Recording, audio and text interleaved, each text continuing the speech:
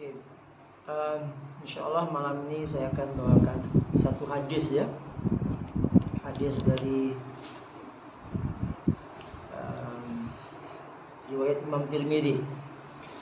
Ini hadisnya statusnya hasan. Oke. Tentang fadilat sholat syuruk, yaitu sholat setelah matahari terbit. Dari sahabat Anas bin Malik radhiyallahu anhu meriwayatkan bahwa Nabi sallallahu alaihi wasallam bersabda, barang siapa menunaikan sholat ghadah atau subuh ya, ghadah itu subuh, dengan berjamaah, satu berjamaah ya. Setelah itu dia kekal duduk berzikir kepada Allah hingga terbit matahari. Setelah itu dia menunaikan sholat 2 rakaat, maka untuknya pahala seperti menunaikan haji dan umroh yang sempurna, Wah, besar sekali pahalanya ya. Oke, ini hadis ini sangat terkenal ya, dan beberapa hal perlu kita baca di sini. Yang pertama,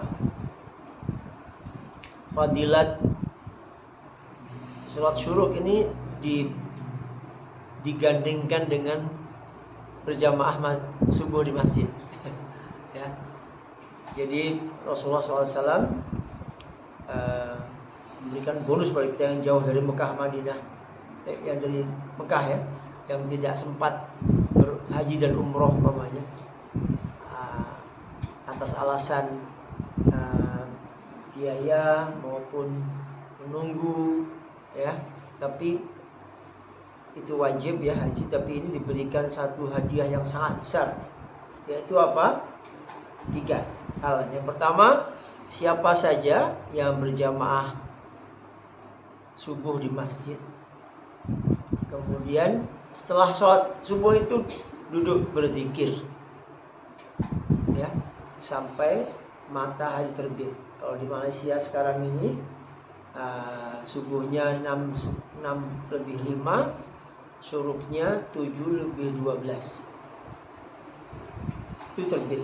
Tapi karena ada larangan, kita tidak boleh sholat saat terbit matahari di tengah-tengah dan juga tenggelam, maka para ulama memberikan satu waktu untuk menunggu antara 15 sampai 20 menit supaya matahari itu terbit dulu dan kita di luar waktu larangan sholat. Jadi biasanya saya sholatnya jam 7.30, sholat 2 rakaat saja. Maka pahala yang kita peroleh, siapa yang berjamaah subuh di masjid kemudian zikir sesudahnya sampai 20 menit setelah matahari terbit dan diikuti dengan 2 rakaat saja, namanya sholat isyraq atau sholat duha, juga hampir sama namanya ya waktunya, maka kita dapat hadiah 2, seperti berhaji dan berumrah dengan sempurna. Rasulullah mengatakan tamah ya, ka ajrin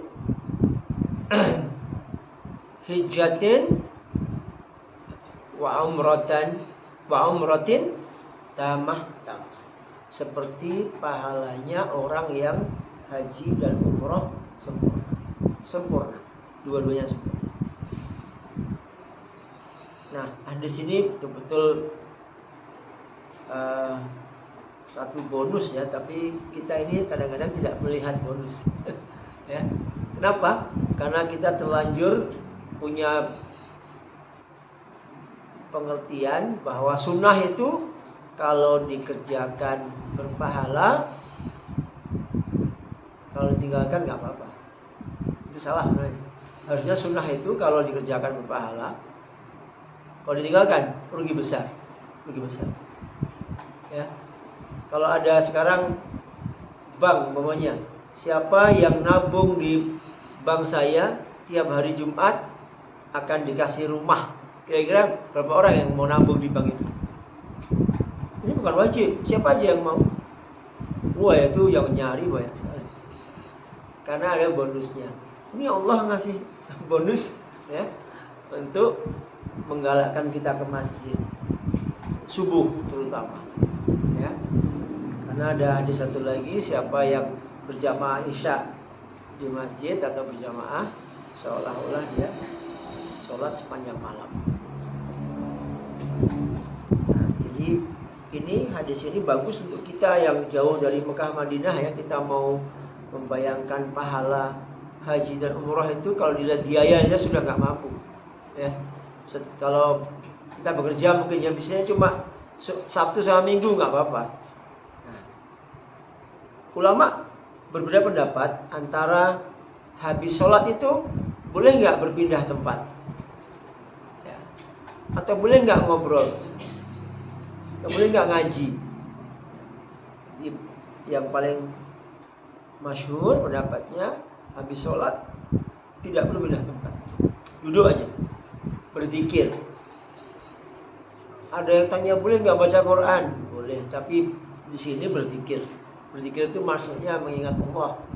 Ya, kalau Rasul berzikir itu kan istighfar, ya. Astagfirullah, astagfirullah, astagfirullah. Kemudian apa? Subhanallah, Allahu Akbar, Alhamdulillah, La ilaha illallah, wahdahu la syarikalah, lahul mulku wa lahul hamdu wa huwa ala kulli syai'in qadir. Jadi zikir-zikir tadi itu dibaca berulang-ulang, bahkan zikir yang paling famous apa? Subhanallah wa bihamdih, subhanallahil azim. Dua kalimat yang ringan di mulut tapi sangat berat timbangannya di neraca pahala adalah berzikir subhanallah wa bihamdih, subhanallah bil azim. Berapa kali? 100 kali. Kemudian tambah lagi istighfarnya Rasulullah, astagfirullah wa atubu ilaih, astagfirullah wa atubu ilaih 100 kali. Kemudian semua para ulama salaf itu memberikan dalil dari apa yang ada, bahwa setelah sholat itu tidak berdoa, zikir saja. Karena doa kita sudah ada di sholat. Nah, kapan kita disunahkan berdoa panjang ketika sholat? Yaitu sebelum salam. Sebelum salam. Boleh ketika sujud, tapi tidak boleh hanya di sujud terakhir. Tidak boleh memanjangkan sujud di terakhir, tidak boleh. Kalau panjang semuanya. Terutama kalau sholat sunat. Tapi kalau kita sholat wajib, kita disunahkan membaca doa sebelum salam. Syaratnya apa? Syaratnya bukan doa bahasa kita, bahasa Arab. Ya. Doa-doa lazim. Rabbana atina fid dunya hasanah wa fil akhirati hasanah wa qina adzabannar, boleh. Oke. Rabbana hab lana min azwajina, boleh. Rabbana dzalamna anfusana, boleh. Cari semua doa yang pakai Rabbana itu dikumpulkan sebelum salam. Atau doa Allahumma ini as'aluka huda wat tuqa wal afafa wal ghina. Allahumma ini a'udzubika minal ajzi wal kasali wal jubni wal harami wal bukhli wa a'udzubika min adzabil qabr wa min fitnatil masih dajjal. Banyak sekali. Jadi kalau kita mau ingin berdoa, coba bapak-bapak, ibu-ibu kumpulkan doa yang pakai Rabbana dan Allahumma. Oke. Ini penting. Nah, karena apa? Kita suka salah berdoanya sesudah sholat. Boleh, setelah sholat itu boleh doa, tapi Rasulullah setelah sholat itu berzikir. Zikir itu tidak minta, biasa. Zikir itu cuma mengingat. Makanya zikirnya Rasulullah habis sholat pendek, karena semuanya sudah diminta ketika sholat. Kita terbalik, kita sholatnya sebentar, zikirnya panjang. Nah, seharusnya kita sholatnya panjang. Ya. Maka ketika Aisyah radhiyallahu anha meriwayatkan bagaimana Rasulullah sholat qiyamul lail, ya, sejujurnya beliau kalau qiyamul lail baik di waktu Ramadan maupun di waktu bukan Ramadan tidak lebih dari 11 rakaat. Aisyah bilang, jangan tanya gimana panjang pendeknya, panjang pokoknya. Saya baru tahu sekarang di Selangor sini ada fatwa. Surau 11 rakaat, masjid 23 rakaat. Ini gara-gara Covid. Jadi yang 11 sekarang resmi. Ya.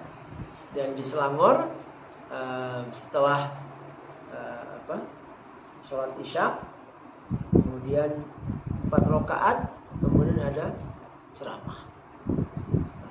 Tapi sayangnya sekarang ini habis ceramah pada pulang. Harusnya ceramahnya itu setelah sholat Isya saja. Ini habis 4 rakaat tarawih ceramah, terus 4 lagi, terus witir. Tapi waktu ceramah itu sudah pada pulang. Ya. Mudah-mudahan kita tidak termasuk orang-orang yang pulang sebelum selesai. Jadi hadis tadi riwayat dari Anas bin Malik dan terdapat dalam kitabnya Imam At-Tirmidzi. Ya, semoga kita bisa mengamalkan ya. Sabtu Minggu nggak apa-apa, seminggu 2 kali. Ya. Bagi yang tidak punya pekerjaan kantor ya, kalau kantornya jam 10, wah itu enak sekali. Ya. Tapi kalau jam 8 harus sampai kantor, mungkin nggak bisa. Biasanya Sabtu Minggu. Sekian, wabillahi taufiq wal hidayah. Wassalamualaikum warahmatullahi wabarakatuh.